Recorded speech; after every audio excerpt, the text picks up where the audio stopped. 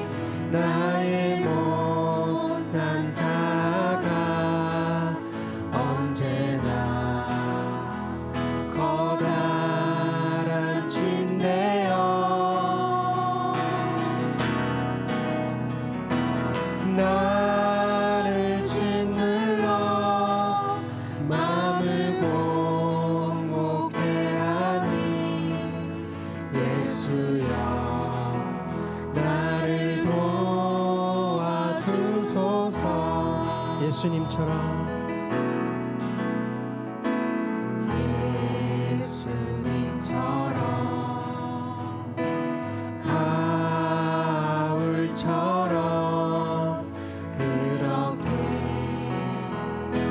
살 순 없을까? 남을 위하여 당신들의 온몸을 온전히 버리셨던 것처럼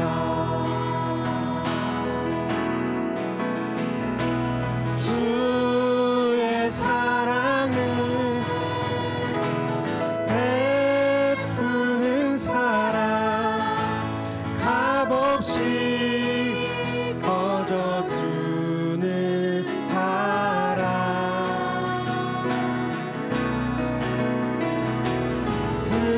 그러나 나는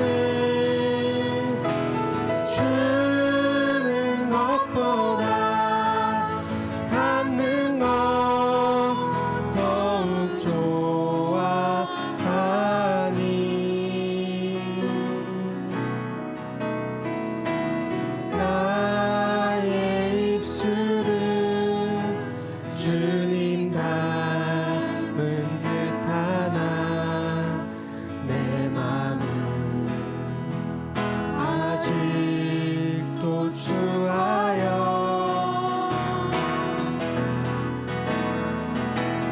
받을 사랑만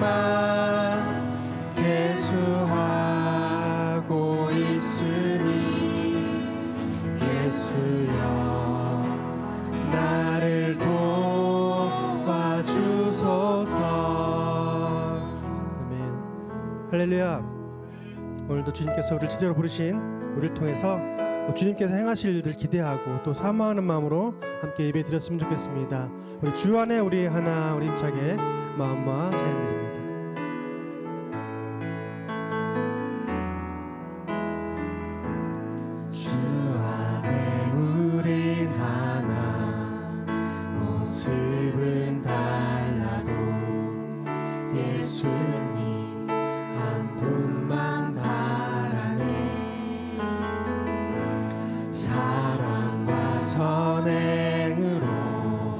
서로를 격려해 따스함으로 보듬어가리. 주님 우리 안에 함께 하시니 형제자매 기쁨과 슬픔 느끼네.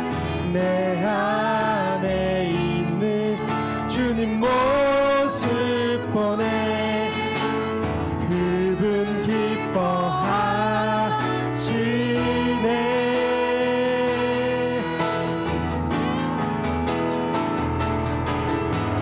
주님 우리를 통해 계획하시니 부족한 입술로 찬양하게 하시니.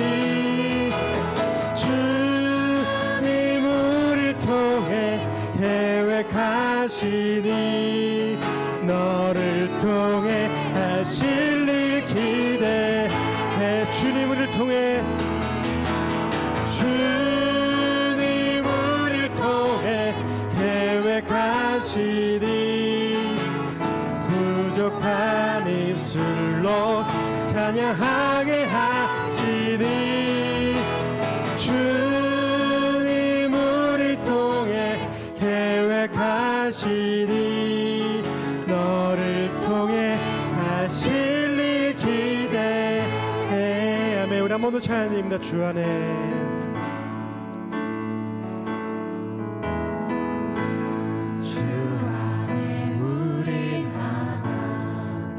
모습은 달라도 예수님 한 분만 바라네. 사랑과 선행으로 서로를 격려해 따스함으로 보듬어가리.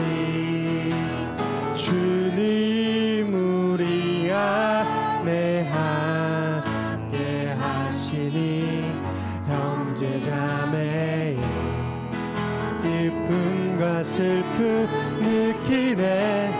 내 안에 있는 주님 모습 보내. 그분 기뻐하시네.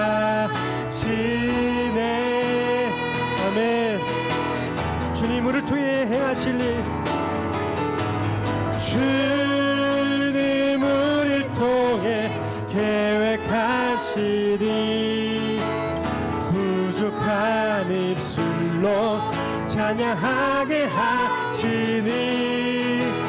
주님 우리를 통해 계획하시니 너를 통해 하실 일 기대. 한 번 더. 주님 우리를 통해 주님 우리를 통해 계획하시니 부족한 입술로 찬양하게 하시니.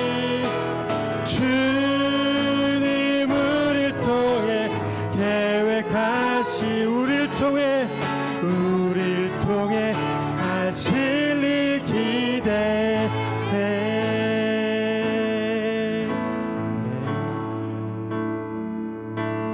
세상을 보니 그들이 증명하는 건 명예와 가진 재물과 힘과 자랑뿐이라. 헛되고 헛돼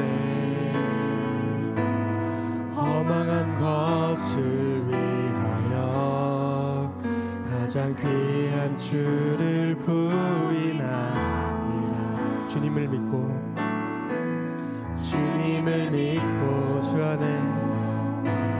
주 안에 살아가는 것 얼마나 복된 일인지 증량할 수 없네. 주님을 알고 그 안에 자라가는 것 가장 귀한 주를 것을 하늘의 것을 구하게 하소서. 영원한 것을 놓치지 않으리. 주님의 말씀 내 삶의 능력 되시리. 나 주를 힘입어 주의 뜻 이루리. 아멘. 내가 속한 곳 거룩해 하소서. 주님의 마음 놓치지 않으리. 주님의 세대 믿음이 이어갈 증인이 되어 거룩한 주의 나라 세워 가리. 아멘. 하늘의 뜻을 구하게 하소서. 아멘. 영원한 것을 놓치지 않으리.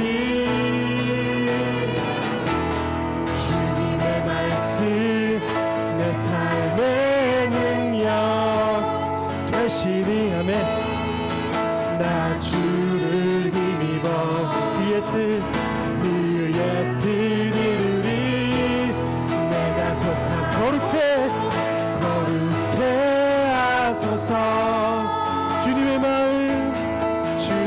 마음 놓치지 않으리. 주님의 세대 믿음이 이어갈 증인이 되어 거룩한 주의 나라 세워가리. 우리 한 번 더 고백하며 찬양드립니다. 세상을 보니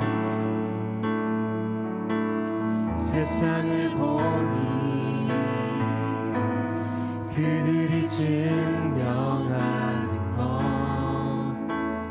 명예와 가진 재물과 힘과 자랑뿐이라. 헛되고 헛되이 허망한 것을 위하여 가장 귀한 주를 부인하니라. 주님을 믿고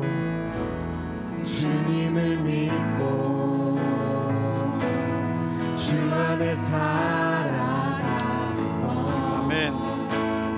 얼마나 복된 일인지 증명할 수 없으니 아멘. 주님을 알고 그 안에서 자라가는 것. 그 안에 자라가는 아멘. 것. 가장 귀한 주를 경험하. 아멘. 하늘의 것을 구하게 하소서. 영원한 것을 놓치지 않으리. 주님의 말씀 내 삶의 능력 되시니. 나 주를 힘입어 그의 뜻 이루리. 내가 속한 곳 거룩해 하소서. 주님의 마음 놓치지 않으리. 주님의 세대 믿음이 이어갈 증인이 되어 거룩한 주의 나라 세워. 우리 처음부터 한 번만 더 찬양합시다. 처음부터 세상을 보니 그들이 증명하는 것. 세상을 보니 우리 믿음을 고백하며 그들이 증명하는 것. 아멘. 명예와 가진 재물과 힘과 자랑 그러나 우리 그리스도인들의 자랑은 헛되고 헛되이 허망한 것을 위하여 가장 귀한 주를 부인하니. 아멘. 주님을 믿고 그것이 우리의 자랑입니다. 주 안에 사랑, 그것이 우리의 힘입니다. 얼마나 복된 일인지. 아멘. 아멘. 주님을 아멘. 그 안에 자라가는 것, 가장 귀한 주를 경험한 주님, 하늘의 것을 구하게 하소서. 하늘의 것을 구하게 하소서. 영원한 것은 놓치지 않으리. 주님의 말씀 내 삶의 능력 되시니. 나 주를 힘입어 그의 뜻 이루리.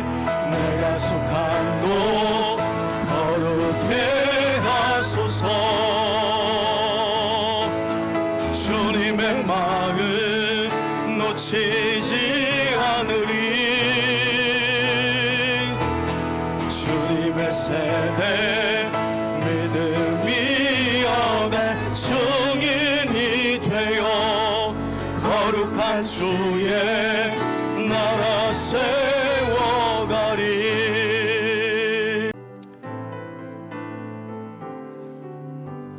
예수 더 알기 원하네.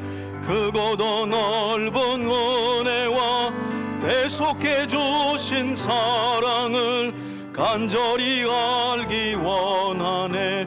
내 평생의 소원, 내 평생의 소원, 대속해 주신 사랑을 간절히 알기 원하네. 성령이 스승 되셔서 진리를 가르치시고 거룩한 뜻을 깨달아 예수를 알게 하소서. 내 평생의 소원, 내 평생의 소원, 대속해 주신 사랑을 간절히 알기 원하네.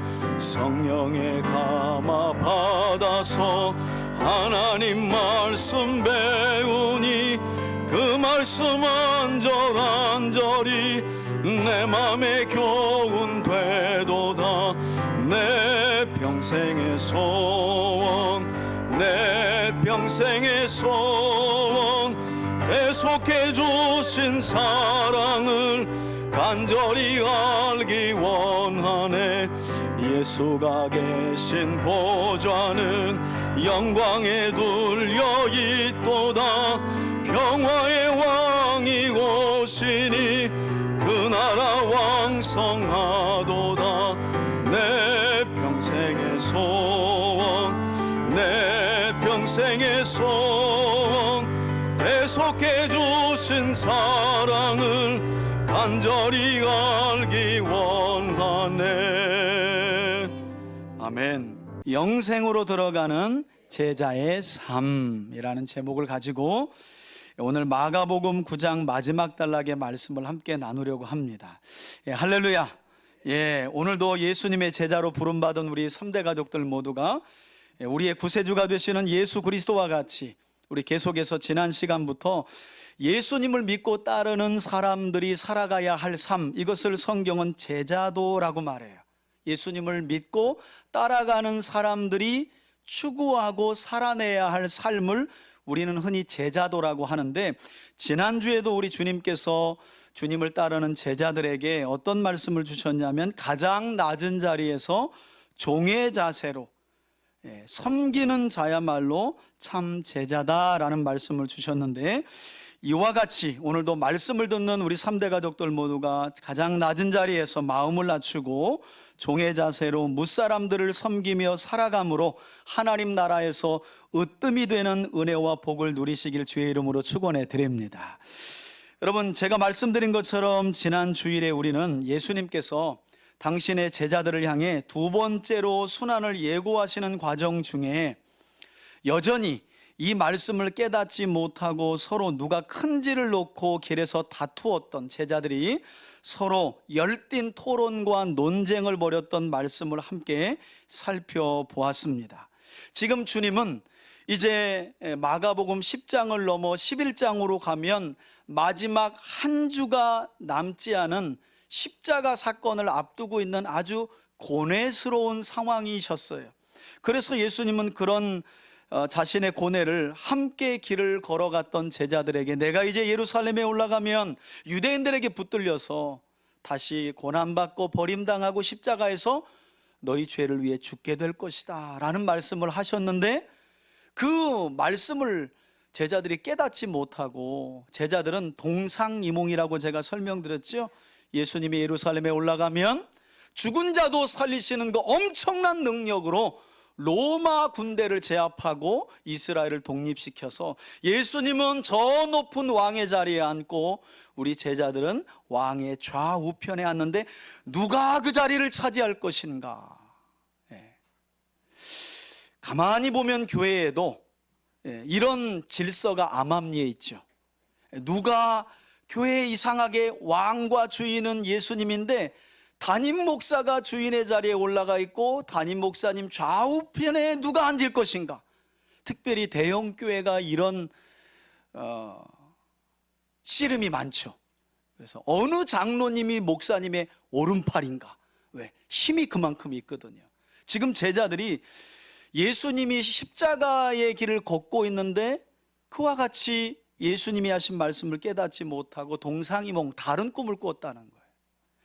자, 이때 예수님께서 제자들에게 보이신 대답은 놀랍게도 사회적 약자인, 당시 사회적 약자인 어린아이 하나를 세워 품에 안으셨고, 이런 어린아이 하나를 영접하고 환대하는 것이야말로 예수님 자신과 하나님을 영접하는 것이며, 또 그와 같은 자들이 하나님 나라에서는 말째가 아니라 뭐가 된다고요? 첫째가 된다. 그러니까 이 세상의 원리와 하나님 나라의 원리는 반대라는 거예요. 하나님 나라는 높아지고자 하는 자를 낮추시는 나라고, 한없이 하나님 앞에 낮아지려 하는 자를 어떻게 해요? 높아지는. 그러니까 여러분, 이런 원리가 교회 안에서 자연스러운 질서로 자리 잡아야 할 줄 믿습니다. 그게 건강한 교회예요. 자꾸 높아지려 하는 자를 높은 자리에 올리면요, 결국 하나님도 그 밑에 내려놓고 자기가 하나님을 좌지우지하려고 그래요. 그러나 우리 3대 교회는 그래도 말씀을 쫓아가는 교회이기 때문에 어떤 자들이 높아지는 교회예요? 낮아지는 자들이. 그리고 어려운 자들의 발을 씻고 섬기는 자들이 높아지는, 그런 자들이 교회 안에서 일꾼으로 세워지는 복된 공동체가 되기를 주의 이름으로 축원해 드립니다. 저는 그런 점에서 오늘 설교 또 다른 제자도에 관한 말씀을 듣기 전에 우리가 지난주의 말씀을 한번 돌아보면서 이런 질문을 여러분들에게 드리고 싶어요. 여러분들은 지난 한 주간 주님의 제자로 동일하게 부름받았는데, 지난 한 주간 여러분들은 한 주를 보내면서 누구를 여러분들의 품에 안으셨냐는 거예요. 어떤 사람을 품에 안고 섬기셨냐는 거예요.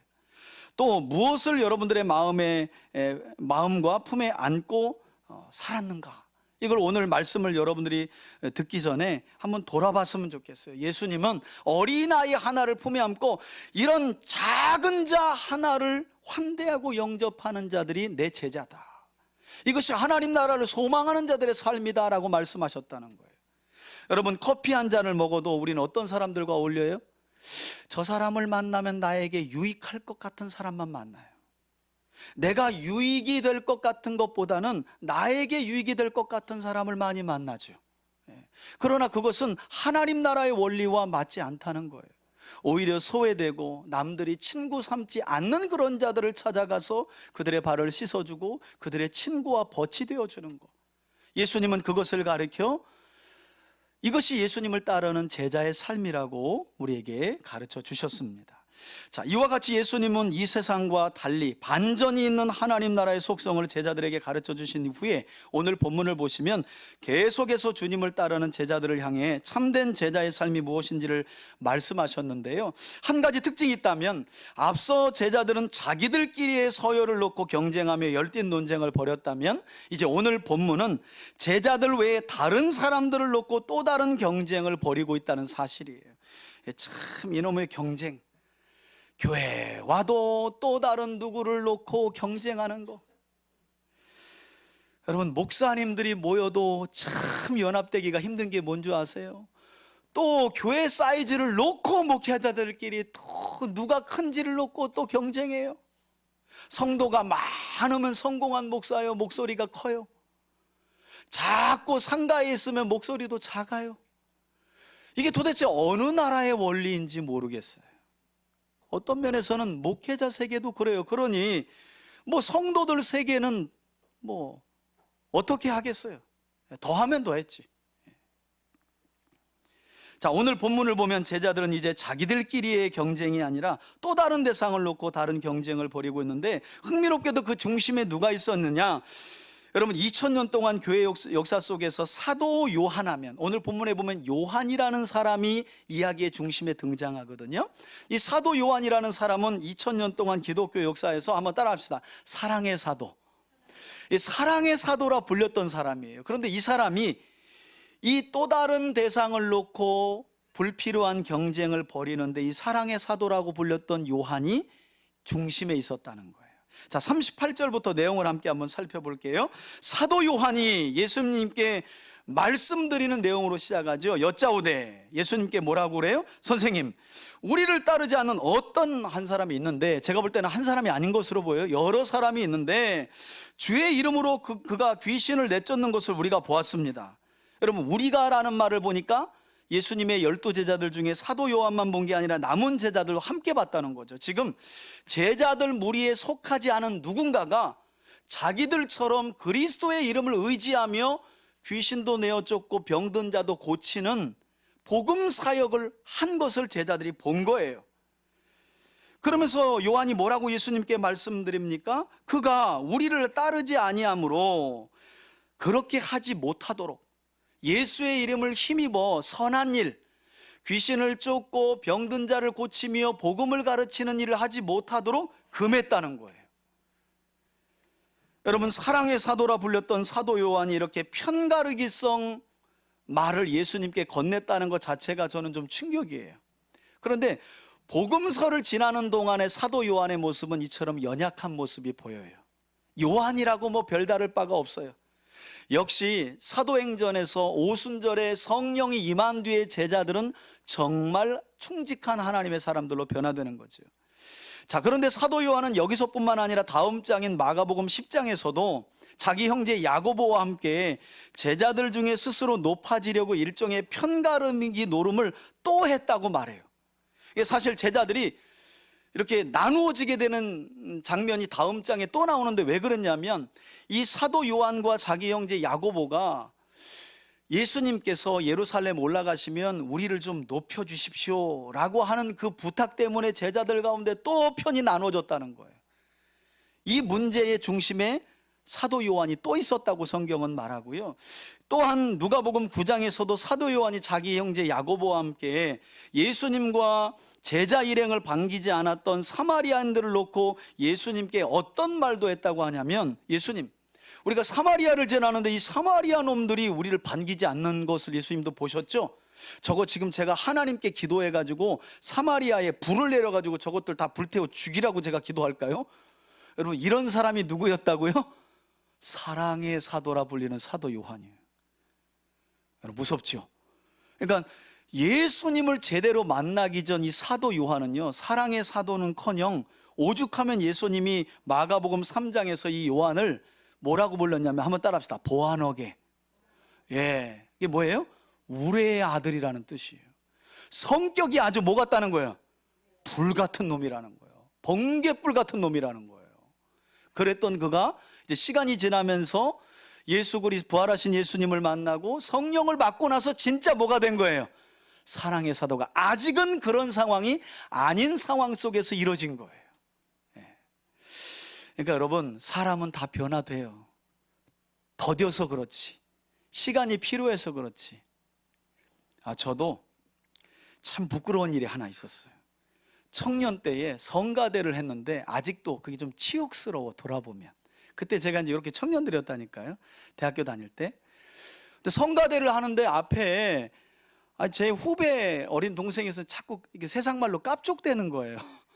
성가대 연습할 때 계속 뒤돌아보면서 저를 놀려. 그래가지고 제가 화가 나가지고 성가대 막 주의하고 연습하는데 일어나가지고 너 이 자식 따라 나와. 계속 놀리니까.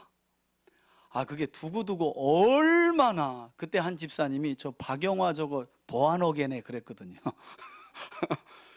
야, 저놈 저거 성격 있네 그랬거든요. 제가 몇 주를 참다가 너무 그래가지고 제가 또 교회 옥상으로, 그때는 옥상으로 불렀어. 그래서 야 인마 너 왜 나 놀려 해가지고 아주 혼냈던 적이 있는데, 그때 저에게도 붙었던 별명이 뭐였다고요?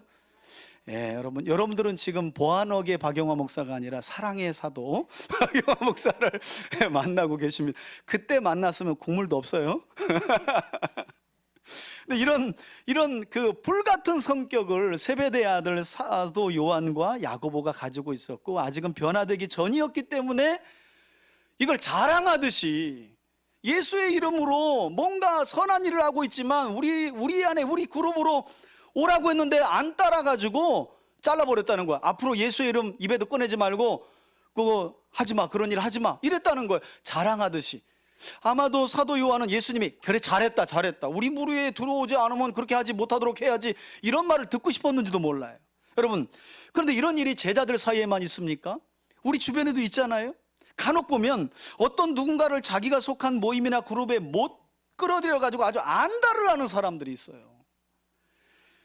비슷한 목적의 일을 하면 묵묵히 박수치면서 서로 격려하면 되는데, 그래서 요즘에는요, 무슨 교회들끼리도 경쟁사입니까? 우리가 함께 복음을 전하고 하나님 나라의 백성이 되는 이 교회들인데요, 이게 무슨 교회가요, 하나의 무슨 경쟁사가 돼버렸어요. 누가 한 영혼 더 데리고 가냐. 이게 천국으로 인도하려고 하는 목적이 아니라 교회 성장, 이건 누구도 부인할 수 없는 상황이에요. 저는 그런 점에서 우리 교회도 전도하지만 저와 여러분들의 마음에 교회 성장이 목적이 아니라 한 영혼을 천하보다 귀하게 여기는 주님의 마음으로 저와 여러분들이 전도하고 인도할 수 있기를 주의 이름으로 축원해 드립니다. 그러니까 같은 목적과 선한 일을 하면 박수를 치면 좋은데 함께 해야 직성이 풀리는 사람들이 있어요. 그리고 함께 하지 않으면 어떻게 해요? 그때부터는 원수. 우리 애 안 들어온대? 그래? 그러면 원수가 되는 거예요. 지금 안타깝게도 사랑의 사도라 불렸던 사도 요한의 믿음이 여기까지인 거예요. 우리 제자들의 모임에 들어오라고 그랬는데 안 들어와가지고 앞으로 너 예수의 이름으로 선한 일이라도 하지 마, 이렇게 잘랐다고 예수님께 자랑하듯이 말하는 거예요. 어쩌면 지금 사도 요한뿐만 아니라 제자들은 이처럼 불필요한 경쟁심으로부터 나오는 시기와 질투에 사로잡혀 있었다는 거예요. 여러분 기억하실지 모르겠지만 한때 모세의 수종을 들었던 여호수아도요, 이처럼 불필요한 경쟁심에서 나오는 편가르기성 말을 모세에게 했다가 큰 꾸중을 들은 일이 구약 성경에 나와요. 민수기 11장 24절 이후를 보면 신의 산을 출발한 이스라엘 백성들이 양식 때문에, 먹을 양식이 광야에서 없어 하나님을 원망하던 때에 하나님께서 강제로 구름 가운데 임재하셔서, 이때 하나님이 어떤 일을 하셨냐면 이스라엘의 모세 외에 70인 장로들에게 하나님의 영을 강제로 부으세요. 그리고 일정 기간 동안 70인 장로가 이스라엘을 향하여 예언을 하게 하는 아주 신비한 일을 하나님이 벌이십니다. 이스라엘 백성들은 양식이 없어서 불평했는데 하나님이 느닷없이 모세 외에 70인의 지도자들에게 하나님의 영을 부어서 예언하게 하는 일이 있었다고 그래요. 그런데 당시 하나님께 부름받은 70인의 장로 중에 2사람이 하나님의 부름을 받고도 명단에 있었는데 안 나왔다는 거예요. 이 사람들의 이름이 누구였냐면 엘닷과 메닷이라는 사람이었어요. 성경에는 이들이 명단에 있었는데 왜 하나님의 부르심 앞에도 안 나왔는지 이유는 설명되어 있지 않아요. 그런데 중요한 게 뭐냐면 이들이 하나님의 부르심을 받고도 하나님께로 안 나아갔는데도 각기 집에 있는데 하나님의 영이 집까지 찾아가서 그들에게 임해버려요. 그리고 집안에서 이 두 사람이 하나님의 영의 충만함을 받고 예언을 합니다. 두 사람이 사실은 말을 안 들었는데 하나님이 집에 가셔서 하나님의 영을 부으신 거예요. 근데 이 광경을 누가 못마땅하게 여겼다고요? 여호수아가. 모세요. 제가 딱 눈여겨보니까 명단에 있는 72명 중에 원래는 이제 72명이거든요. 70명이 나왔습니다. 72명을 하나님이 불렀는데 엘닷과 메닷이라는 자가 하나님의 명령에 불순종하고 집에 있는데 하나님이 그들에게까지도 하나님의 영을 부어주셔서 예언을 하고 있는데 저거 예언하지 못하게 막아야 되지 않습니까? 여호수아가요, 모세를 찾아가 가지고 시기와 질투하는 마음으로 그들을 제재해야 된다고 가서 아뢰요. 여러분, 이때 모세가 뭐라고 했는지 아세요? 성경을 보면 모세는 이렇게 얘기합니다. 하나님의 뜻은 나 외에 70인 장로들 뿐만 아니라 모든 이스라엘이 하나님의 영의 충만함을 받아 선지자가 되기를 원한다는 거예요. 모든 사람이 하나님의 영을 충만히 받아 말씀을 쫓아 살아가는 삶을 원한다. 이게 하나님의 뜻이라는 이야기를 여호수아를 꾸중하면서 너 마음에 시기와 질투가 있구나, 불필요한 경쟁심 때문에 지금 네가 그렇게 말하는구나 하고 모세가 크게 꾸짖은 다음에 이 말을 했어요. 하나님의 뜻은 모든 이스라엘이 하나님의 영으로 충만해서 하나님의 말씀을 증거하는 삶을 살기를 원한다는 거예요. 여러분, 이것은 신약 성경도 마찬가지입니다. 우리가 잘 알고 있는 것처럼 사도 바울이 개척하여 세운 교회 중에 하나가 고린도 교회죠. 그런데 고린도전서를 보면 1장, 2장, 3장, 4장까지 긴 이야기가 뭔지 아세요? 바로 오늘 본문처럼 불필요한 경쟁심에서 나오는 시기와 질투 때문에 교회가 4분 5열 거예요. 그래서 고린도 교회 안에 어떤 파가 있었다 그래요? 바울파가 있고 아볼로파가 있고 베드로파가 있고 심지어는 누구요? 나는 예수파다. 그래서 파벌이 있었다는 거예요. 여러분, 이렇게 고린도 교회 안에서도 서로 분쟁하며 불필요한 경쟁심 때문에 다투었다고 성경은 이야기해요. 여하튼 이 일이 예수님의 제자들 가운데 사도 요한을 중심으로 일어났는데 요한에게 이 말씀을 들으신 예수님이, 주님, 우리 모임에 들어오지 않아서 제가 단칼에 잘라서 앞으로 그렇게 하지 마, 제가 이렇게 얘기했어요. 그랬더니 여러분, 이 요한의 말을 들은 예수님께서 어떤 답을 주셨는지 39절을 보세요. 예수께서 이르시되, 예수님은 오히려 뭐라 그래요? 그들을 금하지 말라. 그러면서 하시는 말씀이 내 이름을 의탁하여 능한 일을 하고, 여기서 능한 일이란 귀신을 쫓고 병든 자를 고치며 하나님 나라를 가르치는 이 일을 하고 즉시로 나를 비방할 자는 없기 때문이라고 말씀하세요. 다시 말해, 예수님을 구세주로 믿고 의지하여 귀신을 쫓거나 병든 자를 치유한 경험이 있는 자들은 최소한 그 즉시로 예수님을 비방하거나 욕하는 일은 할 수 없다는 거예요. 왜? 예수 그리스도 그 이름의 능력을 경험한 자들이기 때문에. 그러면서 예수님의 속담 하나를 사용하죠. 40절을 보세요. 우리를 반대하지 않는 자는, 그것은 예수님 당시의 속담이거든요. 우리를 위하는 자라고 말씀하시면서 41절을 보세요. 누구든지 너희가 그리스도에게 속한 자라 하여 무엇을 대접해주면요, 물 한 그릇이라도 대접해주면 내가 진실로 너희에게 이르노니 그가 결코 상을 잃지 않으리라 라고 말씀하십니다. 여러분, 38절을 보면 애초부터 제자들과 요한이 이 예수님의 이름으로 능력을 행한 어떤 사람을 그 행동을 하지 못하도록 금한 이유가 뭐예요? 성경을 보면 주님을 따르지 않아서가 아니라 누구를 따르지 않는다는 거예요? 우리를 따르지 않는다고 말해요.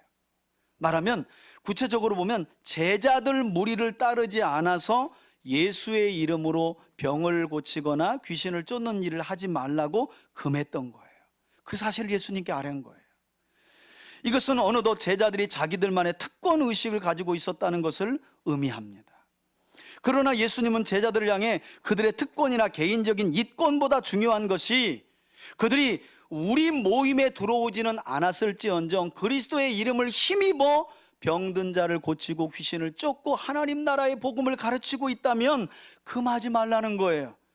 다 함께 하나님 나라의 일을 하는 일꾼이니 편가르기성 말이나 불필요한 경쟁심, 시기와 질투로 나오는 것들로부터 그들을 막지 말라고 지금 주님은 말씀하시는 거예요. 여러분, 교회도 어떤 면에서 시끄럽습니까? 한 교회에 오래 다닌 사람들이 새롭게 온 사람들을 우리 무리에 들지 않는다는 이유로 교회는 종종 시끄러워요. 그래서 담임 목사님을 찾아오죠. 목사님, 얼마 전에 등록한 그분 있잖아요. 우리가 이렇게 하라 그랬는데 우리 안에 안 들어와요. 그러는 거예요. 그걸 가지고 또 다투는 거예요. 여러분, 우리 안에 들어와서 함께 일하는 것을 제가 하지 말라는 게 아니에요. 그러나 우리가 하는 일이 성경적인 일인지 아닌지 이렇게 해도 되고 저렇게 해도 되면 얼마든지 먼저 교회에 온 사람들이 양보할 수 있는 거예요. 절대 진리가 아니잖아요. 근데 많은 경우 왜 분쟁이 일어나면 바로 이 모습이죠. 내가 이 교회 오래 다녔는데 이제 온 사람이 우리 무리에 속하지 않는다는 거예요. 그래서 우리 말을 안 듣는다는 거예요. 그래서 들어보면 성경적인 것도 아니야. 그분의 주장도 맞고 이분의 주장도 맞아.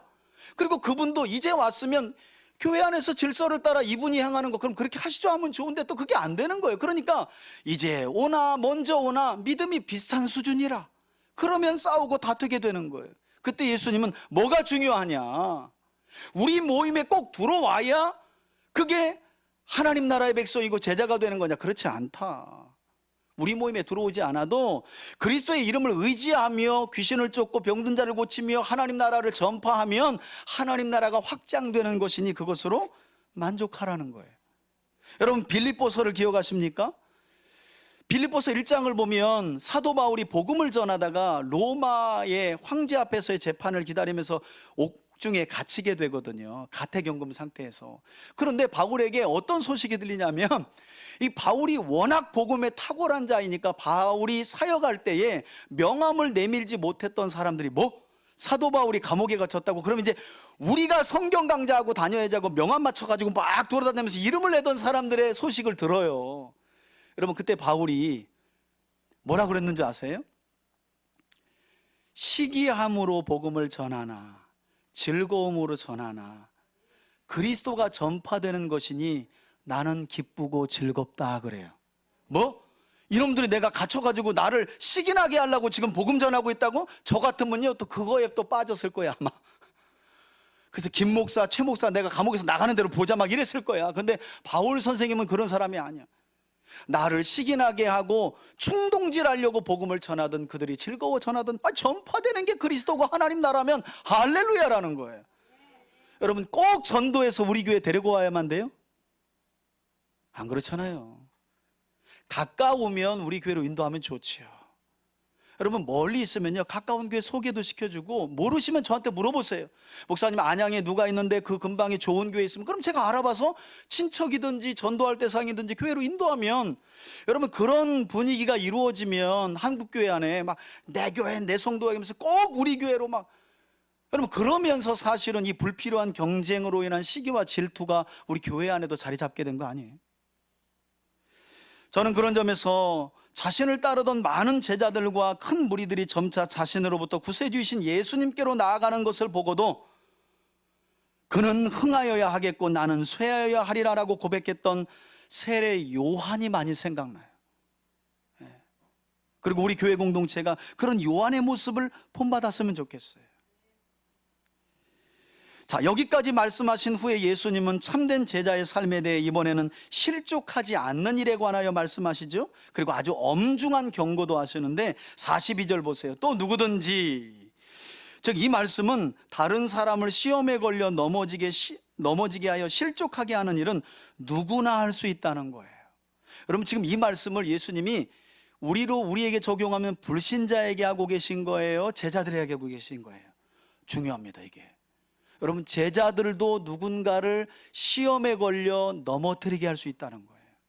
조금 더 구체적으로 설명하면 여기서 실족이라는 말은 누군가를 올무에 걸려 넘어뜨리는 행위이고, 더 구체적으로 설명드리면 죄를 짓게 하는 거예요. 죄를 짓게 하는 거예요.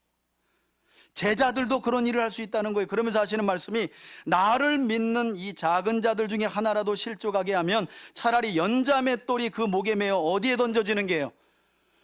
죽는 게 낫다는 거예요. 바다에 던져서. 여러분, 여기서 말하는 연재 맷돌은 가정용 맷돌이 아니에요. 이스라엘 백성들은 밀을 가지고 맷돌을 돌려가지고 그걸 반죽을 해가지고 전병을 만들어가지고 먹지 않아요? 근데 여기서 말하는 연자 맷돌은 가정용이 아니라 나귀, 짐승인 나귀들이 돌리는 아주 크고 무거운 맷돌을 의미해요. 그러니까 그만큼 예수님은 주님을 따르는 제자들이라면 다른 사람을 시험에 들게 하여 걸려 넘어지게 하는 일, 아까 설명드린 것처럼 죄를 짓도록 하는 일에 조심하고 또 조심해야 한다는 거예요. 자, 심지어는 어느 정도까지 주의해야 한다고 말씀하시나요? 43절을 보세요. 만일 내 손이 너를 범죄하거든, 어떻게 해요? 범죄하게 하거든 찍어버리라. 즉 손으로 누군가를 넘어지게 하여 실족해 했다면 범죄하게 한 그 손을 찍어버리라는 말씀이에요. 왜? 장애인으로 영생에 들어가는 것이 두 손을 가지고 지옥, 곧 꺼지지 않는 물에 들어가는 것보다 낫기 때문에. 여러분, 그리고 나서 한글 성경은 우리 아까 읽을 때 44절과 또 한 번 46절에 뭐가 나와요? 내용 없음. 여러분, 내용 없음으로 이렇게 가로가 쳐져 있는 건 다른 사본에는 내용이 있다는 거예요. 그럼 다른 사본에는 46절과 44절에 어떤 내용이 있느냐? 우리 성경에 있는 48절이 후렴구처럼 두 번이나 반복돼요. 이해하셨어요? 다른 사본에는 우리 성경에 있는 48절이 44절에도 있고 46절에도 한번 후렴구처럼 반복된다는 거예요. 그러나 우리는 한글 성경이 없기 때문에 그냥 넘어가는 게 좋겠어요. 자, 44절에는 없죠? 45절 또 말씀하십니다. 만일 이번에는 무엇이요? 아까는 손이었고 발이 너를 범죄하게 하거든 어떻게? 찍어버리라. 왜냐? 다리 저는 자로 영생에 들어가는 것이 두 발을 가지고 어디 들어가는 것보다 낫기 때문이라고요. 지옥에 들어가는 것보다 낫기 때문이라는 거예요. 그리고 46절은 없음이고 47절에 이번에는 뭐에 대한 이야기예요? 눈. 여러분, 여기 보면 참 우리가 죄를 짓는데 주요한 도구와 통로가 되는 이야기를 하고 있어요. 첫 번째는 뭘로 죄를 많이 져요? 손이요. 손. 두 번째는 뭘로요? 발이죠. 발. 어디론가 향하는 발. 세 번째는 제일 많은 게 뭐예요? 눈이요. 눈. 이때 예수님은 내 눈으로 너를 범죄하게 하거든 빼어버리라. 왜? 한눈으로 영생에 곧 하나님 나라에 들어가는 것이, 사실은 위에서 43절이나 45절에서는 영생이라고 표현했는데 47절에는 그 영생을 뭘로 바꿔요? 하나님 나라. 하나님 나라에 들어가는 것이 두 눈을 가지고 어디 들어가는 것보다, 지옥을 들어가는 것이 보다 낫기 때문이라는 거예요. 여러분, 이 구절을 기독교 역사 속에서 문자로 적용했던 사람들이 실제로 있었어요. 그래서 중세에 아주 유명한 교부였던 오리겐이라는 사람은 실제로요, 신체의 일부인 자기 성기를 자꾸 음욕이 친다더니까 성기를 거세하기도 했어요. 어떤 사람은 실제로 손을 자르기도 했고, 눈으로 자꾸 범죄하니까 하나님 말씀에 순종하려고 눈을 빼기도 했어요. 자, 이제부터 우리 뺍시다. 여러분, 지금 예수님이 이거 잘라내고 이거 눈 빼고 다리 하나씩 다 자르고 가자고 이 말씀하시는 거죠? 아니죠, 그죠? 한편으로 이해는 가요. 얼마나 주의 말씀을 쫓아 제자된 삶을 살아가고 싶었으면, 그게 안 되었으면 그렇게까지 했을까? 근데 여러분, 그거는요, 빼내고 자르고 없애라는 게 강조점이 아니에요. 사실 저는 이 말씀을 읽을 때 출애굽기나 레위기나 신명기에서 반복된 보상법이 생각났어요. 여러분, 구약의 보상법이 뭐예요? 눈에는 눈, 이에는 이, 손에는 손, 발에는 발이 보상법이에요. 그래서 여기서 보상법은 남이 와서 눈을 한 대 치면 가서 눈을 치라는 말이 아니라 거꾸로 해서 가셔야 돼. 화가 나가지고 누군가의 일을 칠 만한 상황이 되어서 주먹을 들었을 때는 반드시 생각하라는 거예요. 네가 친 이 그대로 네 일을 내줘야 된다는 거예요. 그러면 어떻게 해요? 올라가던 주먹도 여러분, 사람은 자기 사랑이 끔찍합니다. 저놈을 때려 죽이고 싶어도요, 치면 똑같이 보상을 해줘야 되니까요, 참게 되는 거예요. 그래서 이게 사실은 복수법이라고 부르고 있는데 복수법이 아니라 출애굽기와 레위기와 신명기에 나와 있는 법은요, 보상법이에요. 범죄 예방을 위한 법이라는 거예요. 저는 이 법이 생각났는데, 말씀드린 것처럼 예수님은 지금 제자들에게 다 그러니까 찍어버리라는 게 강조점이 아니라 그만큼 한 영혼을 실족시켜 죄를 짓게 하는 것을 제자들은 금해야 한다는 사실을 강조하기 위해서.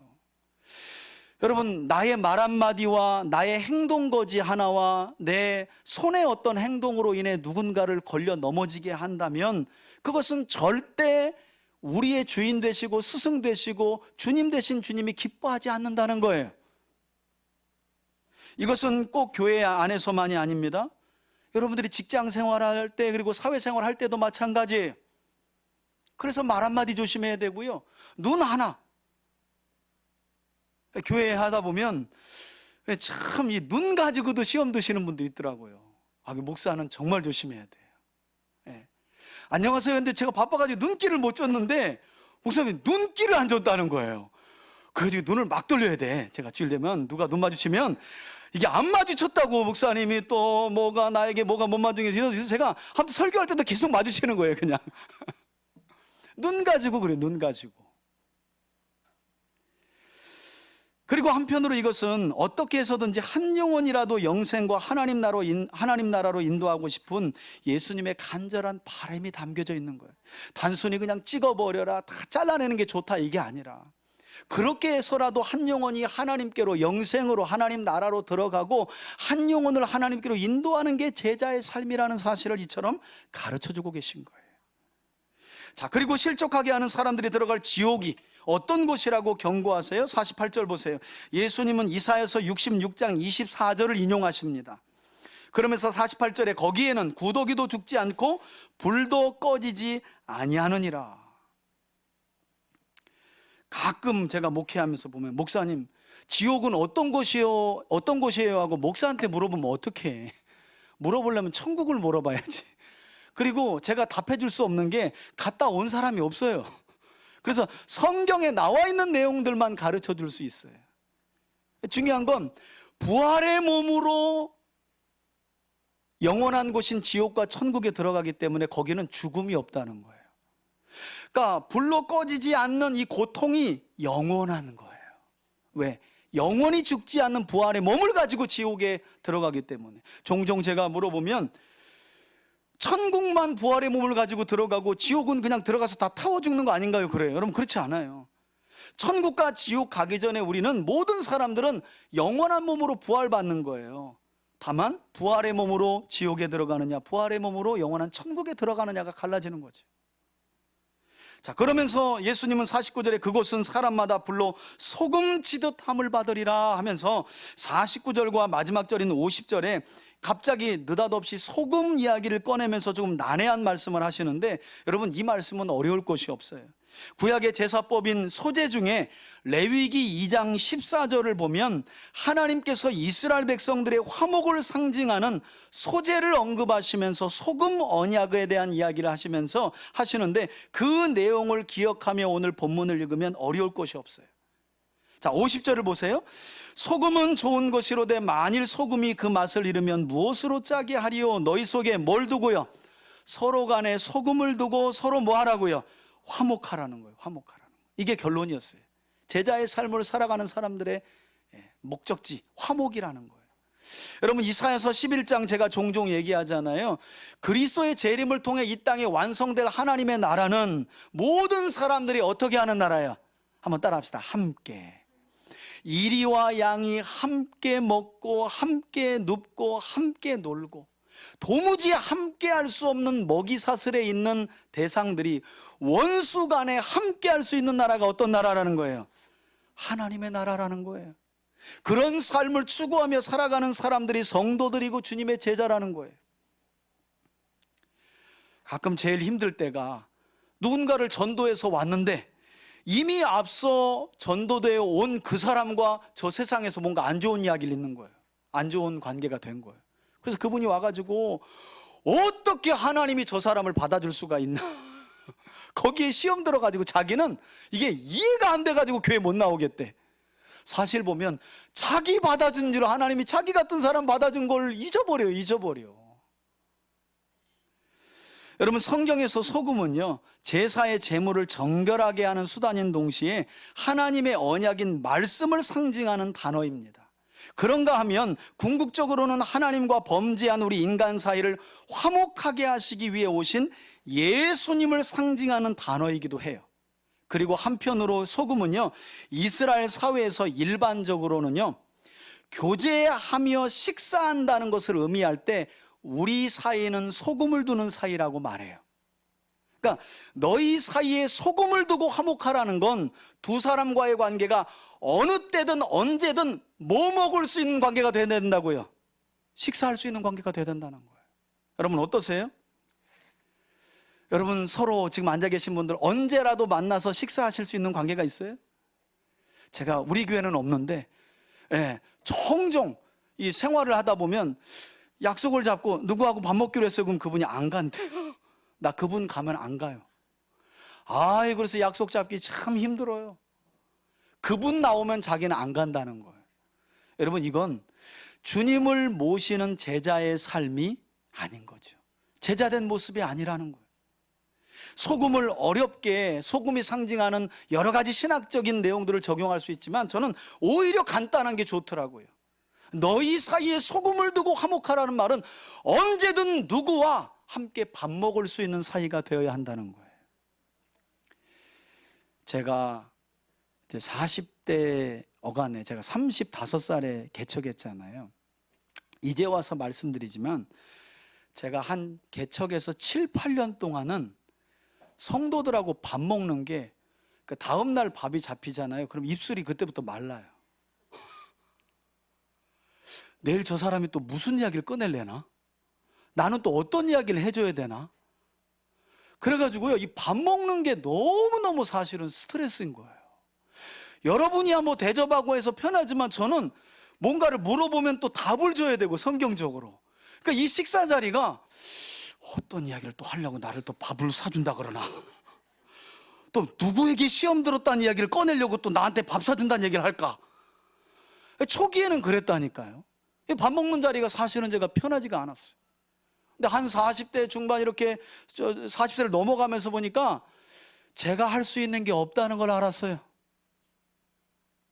그리고 성도들이 원하는 건 어떤 답을 원하는 게 아니라 그냥 목사님이 함께 하는 거, 맛있는 그 자리에 함께해서 먹는 거. 그래서 그거구나. 그래서 답을 안 가지고 나아가니까 그때부터 마음이 편안하고. 여러분 요즘에 저하고 식사하실 때 제가 뭐 입술이 바짝바짝 마르거나 그런 거 보셨어요? 아니죠, 그죠? 요즘은요, 누구하고 밥 먹더라도, 아직까지 다는 아니에요. 그래도 누구하고 밥을 먹더라도 옛날만큼 그러지 않아. 제가 옛날에 진짜 그랬다니까요. 밥 먹으면 벌써부터 이 아침부터 긴장이 돼가지고요. 그 밥 먹고 나면 여기서 그냥 쭉 뻗어요. 밥 먹은 게 아니라 그냥 사역을 한 거예요, 사역을. 근데 지금은 그렇지가 않아. 그런 마음을 내려놓으니까 너무 편하고. 여러분 소금을 두고 화목하라는 건 그런 거예요. 여러분 제자의 삶이 창세기, 출애굽기, 레위기에서 요한계시록까지 달달달 외워가지고 뭐 완전한 모습의 종교인이 제자인가요? 여러분 이거 하나만 오늘 기억해도 여러분 수지 맞은 거예요. 제자의 삶은 언제 어디서 누굴 만나도 함께 밥 먹을 수 있는 관계를 만들어 놓는 거예요. 여러분 직장에서도 마찬가지죠. 점심시간 돼서 딱 급식하러 가면 항상 외톨이처럼 혼자 먹는 사람들 있잖아요. 저는 목사님들하고 만나도 항상 그런 분들 있으면 목사님들 데리고 가서 같이 앉아 버릇해요. 그게 소금을 두고 서로 화목하는 제자의 삶이에요.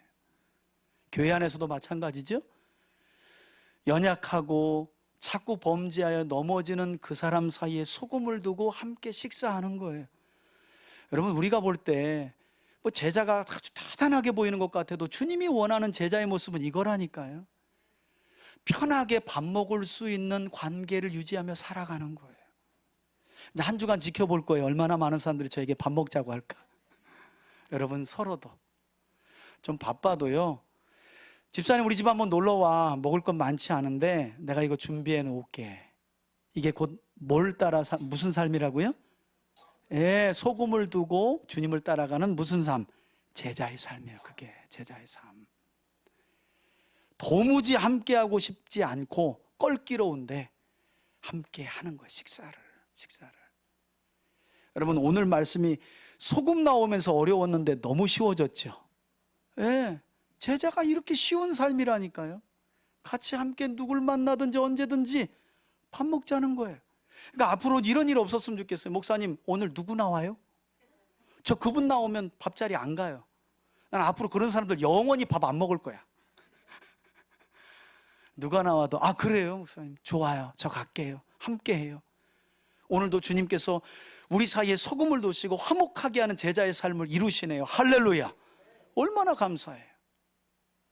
저는 이런 예수님의 가르침, 제자의 삶을 저와 여러분들이 한 주간도 오늘 여러분들과 제가 나눈 말씀처럼 불필요한 경쟁심을 서로 버리고 서로 섬기면서 화목한 교제를 위해 힘쓰는 제자의 삶을 저와 여러분들이 살아가기를 바라고, 바라기는 우리 3대 가족들 모두가 오늘 제자들에게 가르쳐 주신 제자도의 말씀과 같이 종의 자세로 무사람을 섬기고 또 비천하고 연약한 사람 하나도 놓치지 않고 영접하고 환대하면서 궁핍한 사람들에게는 물 한 그릇을 대접해 줄 줄 아는, 그래서 불필요한 경쟁심을 버리고 선한 주님의 뜻을 이루는데 서로 교제하고 화목하기를 힘쓰는, 그래서 영생으로 들어가는 하나님 나라로 초청받은 참된 제자의 삶을 살아가는 저와 여러분들이 되시길 주의 이름으로 축원해 드립니다.